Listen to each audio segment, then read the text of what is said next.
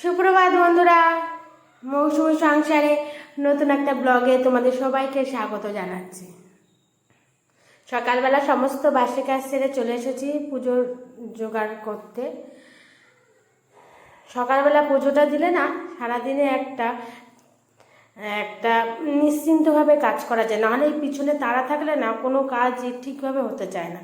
আর নিজেরা সকালবেলা উঠে চা মুড়ি বিস্কুট খেয়ে নেব ভাত, আর ঠাকুরটা না খেয়ে থাকবে কীরকম যেন একটা বিবেকে লাগে। তাই না, আগে তুমি সেবা নেবে তারপরে আমরা নেব। তা আজকে আমার একটু তাড়াতাড়ি আছে।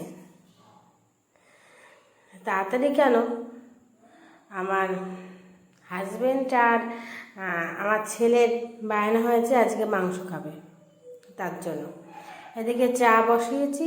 চা বসিয়ে এদিকে ভাবছি একটু কুটাকাটিগুলো একটু তাড়াতাড়ি করে সেরে নেব। মোটামুটি চা করে শাশুড়ি মাকে সব কিছু দিয়ে মাংসের জন্য মশলাটা করে নিলাম, টমেটো আদা লঙ্কা, এছাড়া কিন্তু আর কিছু না।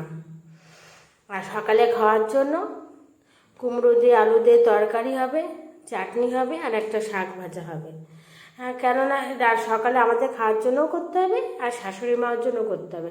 শাশুড়ি মা খান না বলতে কোনো পেঁয়াজ রসুন মাছ মাংস কিছুই শাশুড়ি মা খান না। তার জন্য তো রান্না করতেই হবে। এদিকে আমার সোনাও উঠে পড়েছে, দেখো ঘুম থেকে উঠে পড়েছে আর সোনা।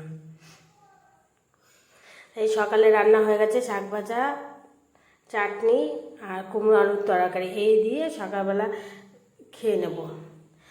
মোটামুটি সবার খাওয়া হয়ে গেছে। খেয়ে আমি এবার মাংস বসাতে এসেছি। একটু লক্ষ্য করে দেখবেন, আমি যে কড়াতে রান্না করি সেই কড়াতে কিন্তু মাংস করি না। এটা আমাদের পুরোপুরি মানে আলাদা। আমার শাশুড়ি মানে এই পরিবার, আমাদের শ্বশুরবাড়ির লোক, ওরা হচ্ছে বৈষ্ণব ধর্ম দীক্ষিত বা বৈষ্ণব বলতে পারেন।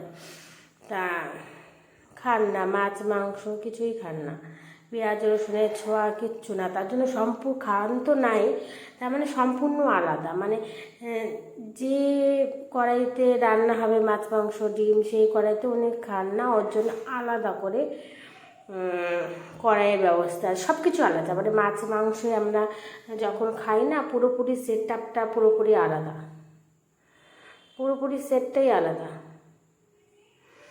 তা যে যেভাবে মানে তাকে সেভাবে করে দিতে হয়। না জেনে মানুষ একটা অন্যায় করে ফেলে, ঠিক আছে, জেনে শুনে কোনো কিছু অন্যায় করা ভালো না। তার জন্য আমি সকালে সমস্ত নিরামিষ রান্না করে আগে সরিয়ে রাখি। যেদিনকার ধরুন পেঁয়াজ রসুন মাছ মাংস রান্না হয়, মাংস ডিম রান্না হয়, সেদিনকে দেখুন এদিকে কিচ্ছু নেই।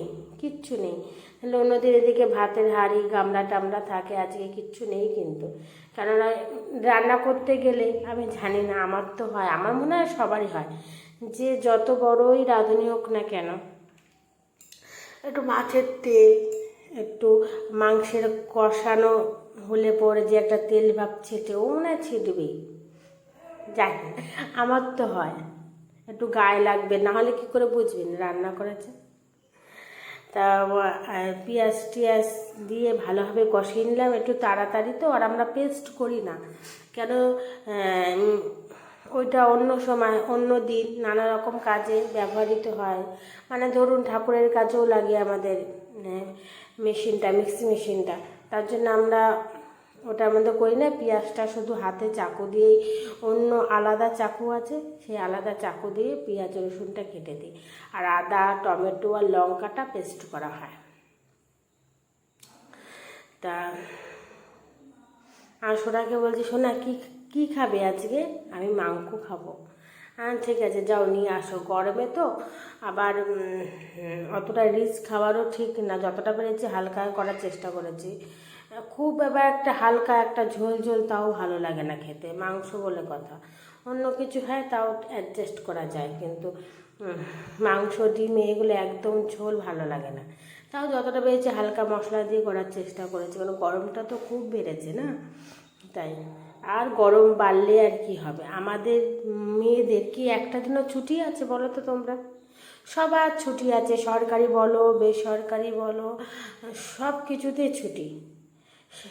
যারা সরকারি চাকরি করো, বেসরকারি চাকরি করো, তাদের রবিবার দিন ছুটি, কারো কারো শনিবার দিন হাফ বেলার ছুটি, আর তো অকেশানে তো আছে। আর আমাদের মহিলাদের অকেশানে মানে আরও বেশি কাজ বেড়ে যায়, তখন আরও কাজের চাপটা বেশি। আমাদের কোনো ছুটি নেই, আমরা 365 দিনই বিনা পারিশ্রমিকতে লেবার দিয়ে যাচ্ছি বছরের পর বছর।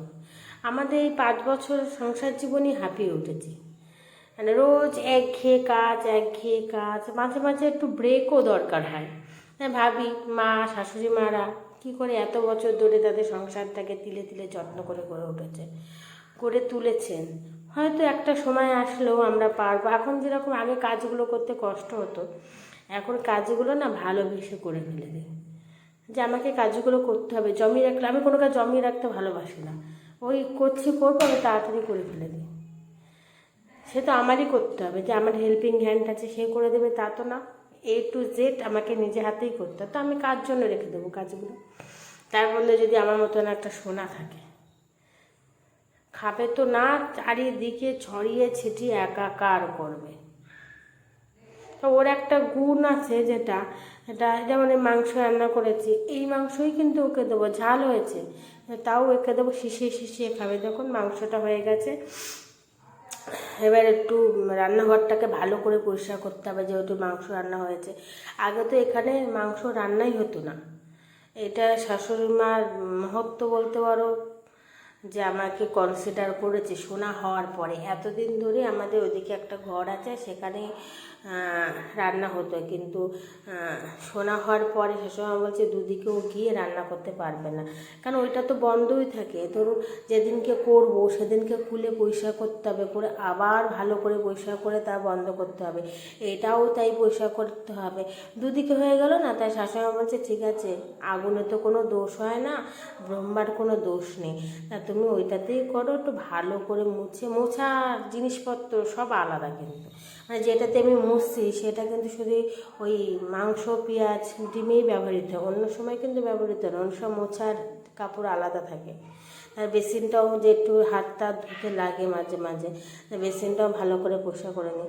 যে এতটা আমার জন্য কনসিডার করেছে, তাকে তো সেই তার মতন করে জিনিসটা প্রেজেন্ট করতে হবে, তার জন্য একদম পরিপাটি করে চেষ্টা করি কাজটা মানে সম্পূর্ণ করার জন্য। আর আমার ব্লগটা আপনাদের কেমন লাগলো? যদি ভালো লেগে থাকে প্লিজ চ্যানেলটা লাইক, সাবস্ক্রাইব করে দিন। আর একটা সমস্যা দেখতে পাচ্ছি আমার চ্যানেলে, সাবস্ক্রাইবার বাড়ছে প্লাস কমছে, এটা কেন হচ্ছে আমি বুঝতে পারছি না। ইউটিউবকে বলছি, আপনারা যদি সাবস্ক্রাইবার কেটেই থাকেন কেন কাটছেন? প্লিজ, একটা ব্লগ তৈরি করতে গেলে, একটা ভিডিও শ্যুট করতে গেলে প্রচুর কষ্ট হয়, একটা গৃহবধূ সবারই কষ্ট হয়, তা আপনারা কেন এইভাবে সাবস্ক্রাইবার কেটে নিচ্ছেন? প্লিজ আপনাদের কাছে রিকোয়েস্ট, আপনারা এইভাবে সাবস্ক্রাইবার কাটবেন না। আমার ভিডিওটি যদি ভালো লেগে থাকে, তোমাদের কাছে অনুরোধ রইল, প্লিজ একটা লাইক, কমেন্ট আর চ্যানেলটাকে সাবস্ক্রাইব করে দিয়ে আমার পাশে থেকো। টাটা বন্ধুরা, ভালো থেকো সবাই।